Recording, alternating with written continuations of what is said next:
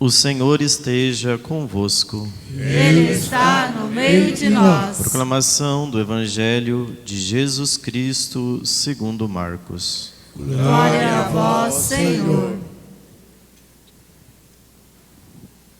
Naquele tempo, o Espírito levou Jesus para o deserto. E ele ficou no deserto durante 40 dias. E aí foi tentado por Satanás. Vivia entre os animais selvagens, e os anjos o serviam.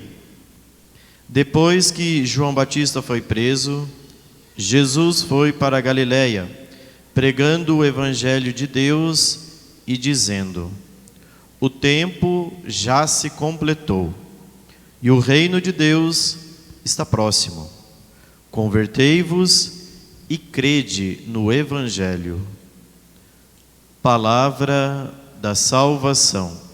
Glória a vós, Senhor.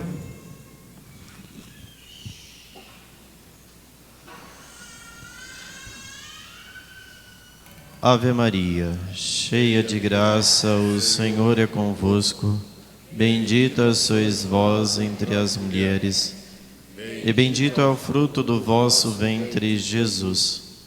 Santa Maria, Mãe de Deus, rogai por nós, pecadores, agora e na hora de nossa morte. Amém. Amém. Nossa Senhora, Rainha dos Anjos, Rogai por nós. queridos irmãos, com grande alegria celebramos e iniciamos esta primeira semana do tempo da Quaresma. Desde a última quarta, iniciamos o tempo da Quaresma, mas vivemos os dias pós-cinzas, que foi de quarta-feira até o sábado. E a igreja agora nos introduz nesta primeira semana da Quaresma. E logo, no início do tempo da Quaresma, a igreja nos dá a ocasião de meditar, de refletir a respeito de duas realidades. A primeira é a respeito do sacramento do batismo. Por quê? Porque nós, católicos, temos o tempo da Quaresma para quê? Primeiro, para buscar a nossa conversão, que é uma realidade contínua. Não é porque você se tornou cristão, vem à missa, você não precisa se converter. A conversão vai até o último suspiro. Nós vamos ter que estar se convertendo, mudando de vida. Mas a Quaresma também tem uma segunda finalidade: nos ajudar, nos preparar para renovar as promessas batismais no Sábado Santo, na Vigília Pascal. Na solenidade da Vigília Pascal, nós renovamos o nosso batismo. Renunciamos a Satanás, as suas obras, suas ações e a toda espécie de mal. E por 3 vezes professamos a nossa fé dizendo: creio nas verdades da fé contidas no credo. Então, é isso que a igreja quer nos introduzir. Primeiro, nos preparar para esta realidade do batismo. Tanto a primeira leitura como a segunda leitura de hoje falaram dessas realidades. Na primeira leitura do livro do Gênesis, recordava o dilúvio. O dilúvio foi um evento que aconteceu no início da história da humanidade, quando o ser humano foi se perdendo logo depois do pecado original. Então Deus teve que intervir, porque restavam alguns poucos justos. Então Noé juntou na arca 8 pessoas, que inclusive a segunda leitura da carta de Pedro recorda isto. E lá Noé juntou pares de animais. Então houve o dilúvio que devastou toda a terra, para justamente mostrar e ser um sinal daquilo que mais tarde viria, o batismo. A igreja sempre entendeu este episódio do dilúvio como uma recordação do batismo. A arca é símbolo da igreja. As pessoas que foram salvas são os eleitos. E a água é símbolo do lavar, do purificar. Depois, inclusive no final do episódio do dilúvio, vai aparecer uma pomba trazendo um ramo verde, que também é símbolo do batismo, porque no batismo nós recebemos a graça do Espírito em nós. Mas existe um outro elemento bastante interessante, que na arca restaram 8 pessoas, que foi Noé, sua esposa, os 3 filhos de Noé. Quem são os 3 filhos de Noé? Sem, Cã, Jafé, e mais as 3 respectivas esposas dos filhos. Então ao todo são 8 pessoas. O número 8 é muito simbólico. Se nós olharmos a nossa pia batismal, ela é octagonal, ou seja, ela tem 8 lados, porque recorda justamente estas 8 pessoas que foram salvas no dilúvio. Ela tem 8 lados. Sempre a pia batismal, a gente nem, por que o padre fez a pia assim, né? Então a pia batismal, ela é símbolo da arca, é símbolo da salvação. Por isso que a gente leva as crianças para serem batizadas na pia batismal, e derramamos sobre a cabeça dela água, e batizamos em nome do Pai, do Filho e do Espírito Santo. E então esta criança é inserida na vida nova do batismo, na graça batismal. Ela é sepultada com Cristo. Uma outra coisa que a pia batismal indica, ela é o útero da igreja. Por quê? Porque ela gera os novos filhos da igreja. Por isso que é muito triste ser batizado numa bacia, né? Porque a bacia não significa nada. A pia batismal, ela é símbolo do útero da igreja, ou seja, ela faz os novos cristãos, que são incorporados à vida nova em Cristo. Nós somos gestados na água do batismo para vivermos uma vida nova. Então essa é a primeira realidade que esse primeiro domingo da Quaresma quer nos recordar, tanto na primeira leitura quanto na segunda leitura. Veja, na carta de Pedro, diz no versículo 21, capítulo 3, a arca, diz o apóstolo Pedro, corresponde o batismo, que hoje é a vossa salvação. Pois o batismo não serve para limpar o corpo da imundície, mas para que o batismo serve? É um pedido a Deus para obter uma boa consciência, em virtude da ressurreição de Jesus Cristo, que subiu ao céu, está à direita de Deus, submetendo-se a Ele todas as coisas. Então, primeiro ponto deste domingo, a partir da primeira e da segunda leitura, a igreja quer nos levar, nos preparar para as promessas do nosso batismo, que nós vamos fazer na vigília pascal. Por isso, todos devemos estar na solenidade da vigília pascal, ou seja, no sábado à noite, no sábado santo, dia 30 de março. Porque é o único dia que você tem a oportunidade de renovar as suas promessas batismais. E dizer, você renuncia a Satanás e as suas obras? Renuncio. Você renuncia o demônio, o autor e princípio do pecado? Renuncio. Você renuncia tudo aquilo que causa desunião? Renuncio. E depois, com a vela na mão, com as luzes acesas do círio pascal, nós vamos dizer, creio, creio, creio. Em quê? Nas verdades da fé contidas no credo. Creio em Deus Pai Todo-Poderoso, Criador do céu e da terra, e assim se segue. Entendido? Então, é triste porque sexta-feira santa, a gente tem uma multidão para sepultar Jesus, não é? Se deixar, brota gente não sei da onde. Brota gente até de bananeira, né? Nossa, da onde veio esse povo? Mas na vigília pascal se reúne uma migalha de católicos. Não porque sexta-feira santa não seja importante, é o momento de nós recordarmos a paixão de Cristo, mas um Deus que morreu e não ressuscitou é um Deus fracassado. São Paulo até diz, se Cristo não ressuscitou, vã é a nossa fé. Para que crer? Então a certeza da ressurreição é que Cristo ressuscitou, mas não ressuscitou sozinho. Ele nos ressuscitou também a nós com Ele no batismo. Por isso o batismo é o sacramento da fé, é o sacramento que insere você na vida cristã e te dá a vida nova da graça. Então essa é a primeira realidade desse primeiro domingo da Quaresma. Mas a segunda, na qual eu quero me deter um pouco mais, é a dimensão da tentação. Nós estamos numa luta constante, uma batalha espiritual. Nós não estamos aqui de férias em Cancún, nesse mundo. Nós estamos lutando contra o diabo. É isto.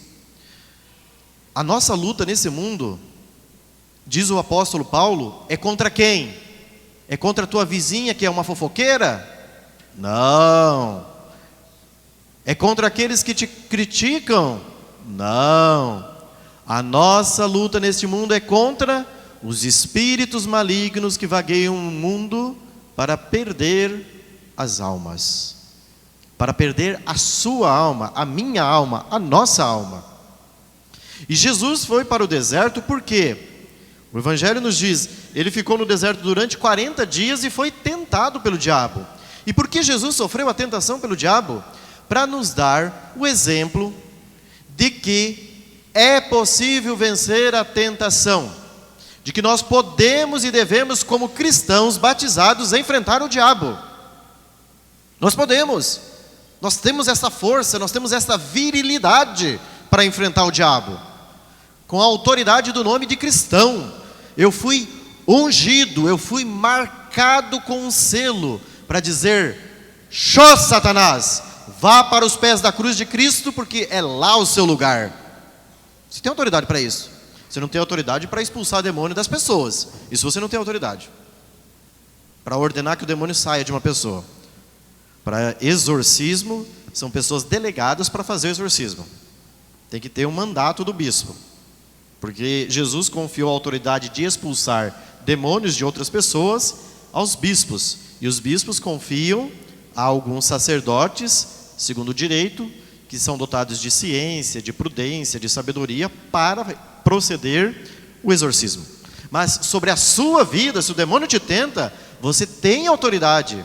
Inclusive a igreja tem orações no ritual de exorcismo que os fiéis devem rezar, suplicando a libertação do mal das suas vidas. Tem, por exemplo, aquele breve de Santo Antônio, um pequeno exorcismo de Santo Antônio, de Pádua, que diz lá: "Fugi potências do mal." Tem o exorcismo de São Bento: "A cruz sagrada seja minha luz, não seja o dragão meu guia. Retira-te, Satanás. É mal que tu me ofereces, bebe tu mesmo o teu veneno." Depois você tem o exorcismo de São Miguel Arcanjo, que foi escrito pelo Papa Leão XIII. "São Miguel Arcanjo, defendei-nos no combate, seja o nosso refúgio contra as maldades e as ciladas do demônio. Ordena-lhe Deus, instantemente o pedimos. E vós, príncipe da milícia celeste, pela virtude divina, precipitai no inferno a Satanás e a todos os espíritos malignos que andam pelo mundo para perder as almas." Então nós temos essa autoridade para fazer isso. Pelo batismo, pelo sacramento da crisma, da confirmação, de ordenar que este que é o tentador vá para os pés da cruz de Cristo. Você precisa exercer isso. Mas nós cristãos ficamos lá. A gente fica negociando com o pecado, não é? Ao invés de lutarmos espiritualmente, a gente fica: "Ah, mas Deus é misericórdia, então a gente pode pecar." Mas então Jesus foi para o deserto para fazer de conta. Foi um teatro.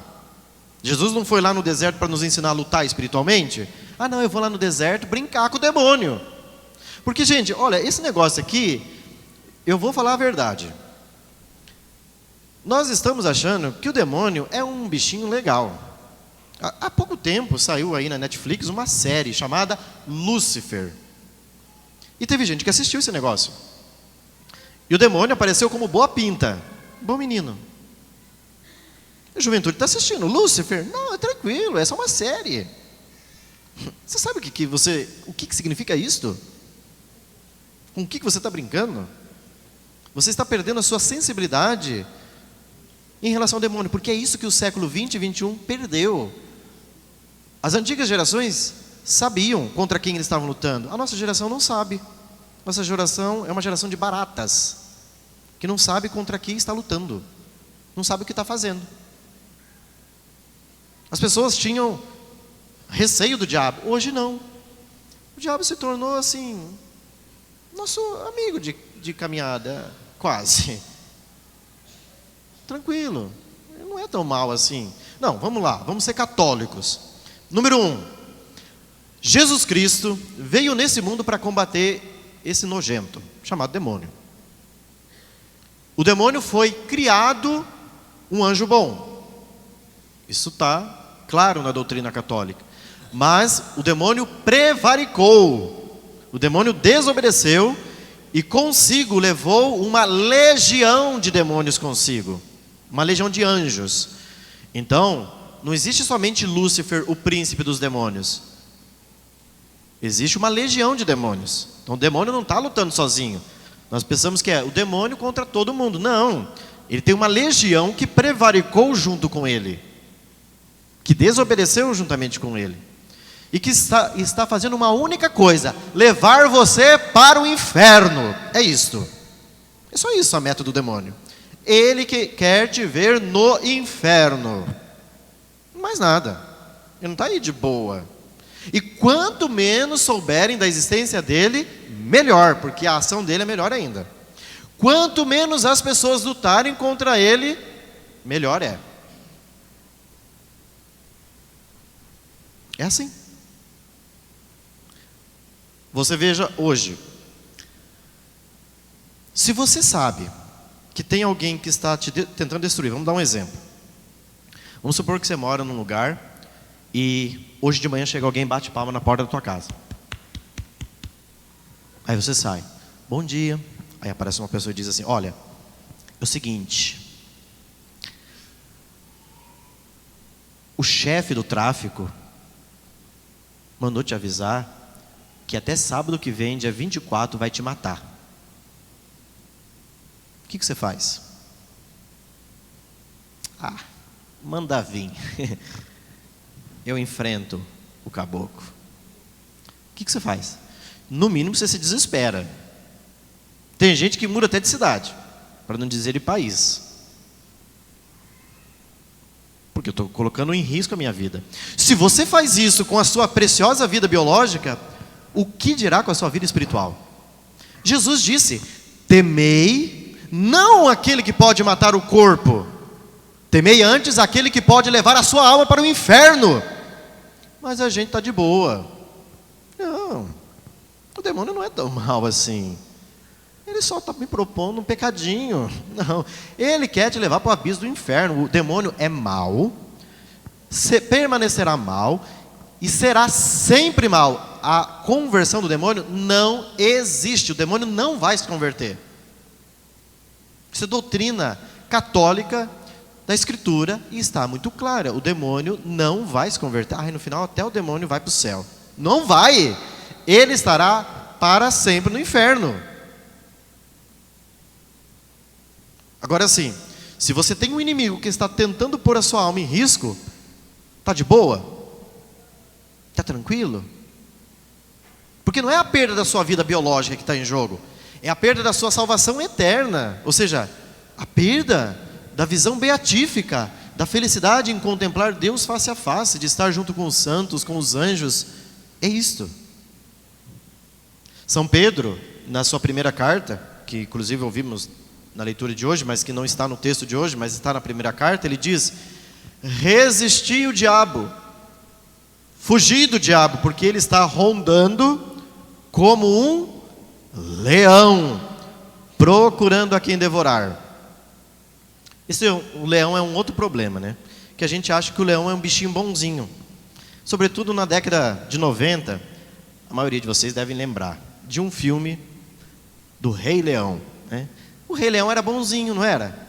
Às vezes a gente pensa leão, aí a gente lembra do filme da Disney, o Rei Leão. Aí a gente fala: nossa, o demônio é um leão. É o Rei Leão, então ele é um bonzinho. Comumente o leão não é bonzinho. Vai encontra com o leão para você ver. Na prática, no mundo real, não no mundo das ideias, no mundo imaginário dos filmes da Netflix, o leão comumente não é bonzinho. Encontra-se com ele para ver se ele vai vir e vai passar a mãozinha no seu rosto e vai fazer ninar em você.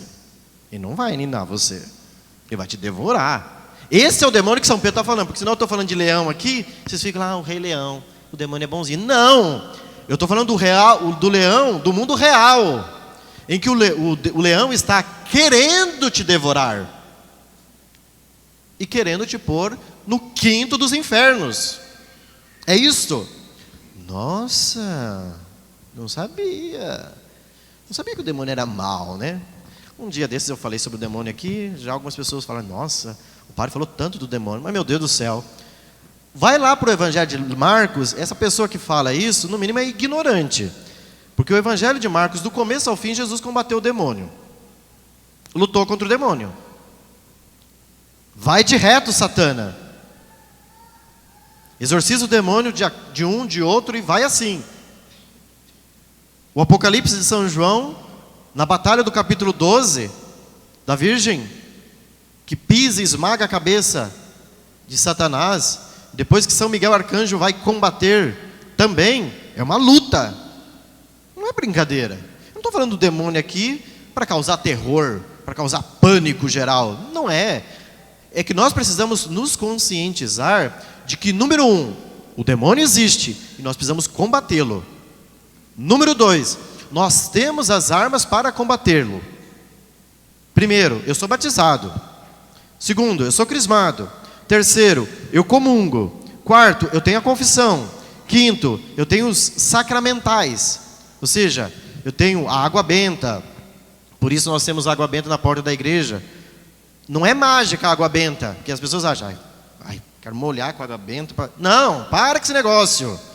Água benta é um sinal, uma gota d'água, que eu peço para recordar do meu batismo, do qual eu fui lavado por Cristo, em nome do Pai, do Filho, do Espírito Santo. Estou protegido sobre a graça de Deus. Agora as pessoas aí, é perigoso entrar lá de baixo e ficar apertando o negócio para beber água lá. Eu quero me molhar. Nossa, eu estou... Gente, isso é superstição. Para com esse negócio.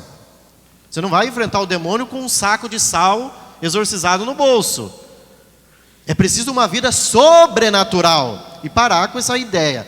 E eu não estou dizendo que o sal exorcizado não é bom, que a água benta não é boa, que a cruz não é boa. Mas as pessoas têm uma ideia de uma superstição desgraçada na cabeça. Para com esse negócio de superstição. É católico. Superstição é pecado contra o primeiro mandamento, gente. Nós não somos supersticiosos. Os sacramentais são elementos da graça de Deus que nos ajudam. Mas antes disto, você precisa ter uma vida sobrenaturalizada. Ou seja, uma vida cheia da graça de Deus. Uma vida permeada pela graça de Deus, e eu invoco a proteção divina. Senão as pessoas ficam pensando aí que, então agora eu vou me revestir de água benta. Daí ela anda com um tubo de água benta no bolso, põe no outro um saco de sal, põe no pescoço um terço com um monte de cruz, e agora eu vou enfrentar o demônio. Vamos na caça fantasma. Não é disso. Daí você está pirando. Não se trata disso. O que eu estou falando é que nós precisamos lutar contra ele. E nós precisamos lutar de maneira sábia. O que São Pedro diz? Resistir ao diabo, porque ele está rugindo, procurando a quem devorar. E como que a gente resiste o diabo? Diz o apóstolo Pedro, através da fé. Mas ele diz que a gente precisa ser sóbrio e vigilante. Então olha só, São Pedro é muito perspicaz. Sobriedade. Ou seja, não precisa caça fantasma. O demônio está aqui. Aonde que eu preciso caçar? Para com esse negócio. Ele está procurando a quem devorar. Ele te procura devorar de que modo? Na tentação. Ele vai te propor a queda no pecado. Então quando ele te propor uma ideia de pecado, é aí que você tem que combater. Mas o combate não está aqui fora. Está aqui na luta interior. Não. Que este pensamento impuro, que esta tendência de ficar falando mal da vida dos outros, vá para os pés da cruz. Eu preciso, Jesus, me configurar a vós. Ponto. Isso é luta espiritual. Não tem uma eu estou com uma arma, vem cá, demônio. Não se trata disso. É uma luta que se dá no nosso interior. O combate espiritual, a luta contra as tentações está justamente neste campo, meus irmãos. Então, esses são os dois pontos que a igreja nos ensina nesse domingo. Primeiro, vamos renovar as nossas promessas batismais no sábado santo. Mas para renovar essas promessas, nós vamos ter que fazer o quê? Renunciar. E aí a gente entra no segundo ponto, o combate, a luta espiritual, renunciando o demônio, renunciando as suas obras, renunciando tudo aquilo que causa desunião.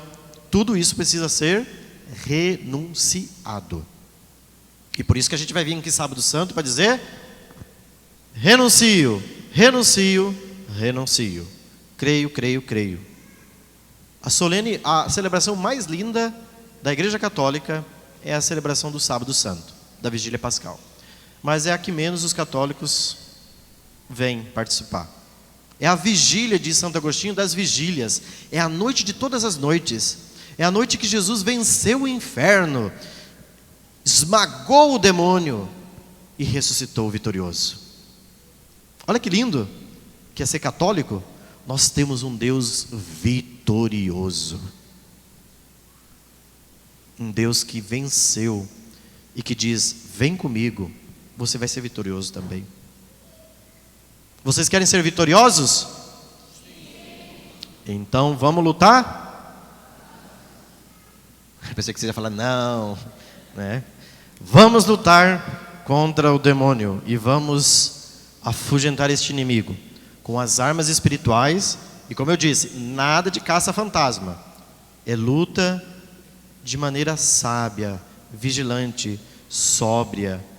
Eu estou lutando contra esse inimigo e não quero deixar que o pecado vença. Você vence o demônio quando você vai para o confessionário e se ajoelha e diz: padre, eu pequei, eu fiz isso, isso, isso, isso. Envergonhado? Sim, envergonhado. Mas também, nesse momento que você passa vergonha, o demônio fica irritadíssimo, porque você está esmagando ele. Você está derramando o sangue, o sangue da cruz de Cristo em você. Isso é confissão. Toda confissão é o derramamento do sangue de Cristo sobre a sua alma. Você é lavado no sangue de Cristo.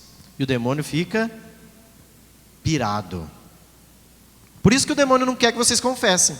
Por isso que vem aquelas tentações na tua cabeça: ah, melhor eu confesso com Deus. Ah, eu não quero me confessar não, deixa para depois. Ah, não, deixa mais tarde. Não, não, não, não, não, não, não, não, não, não, não, não, não, não. Não deixe para mais tarde, porque talvez não dá tempo mais tarde. Corre, apressado, porque é a tua vida que está em jogo, é a tua alma que está em jogo. Lutemos, meus irmãos, e pensamos que essa quaresma seja um mover do Espírito Santo dentro das nossas almas. Assim como o Espírito Santo levou Jesus para o deserto para ser tentado, que o Espírito Santo nos leve também para enfrentar as tentações e combatê-las no bom combate da fé.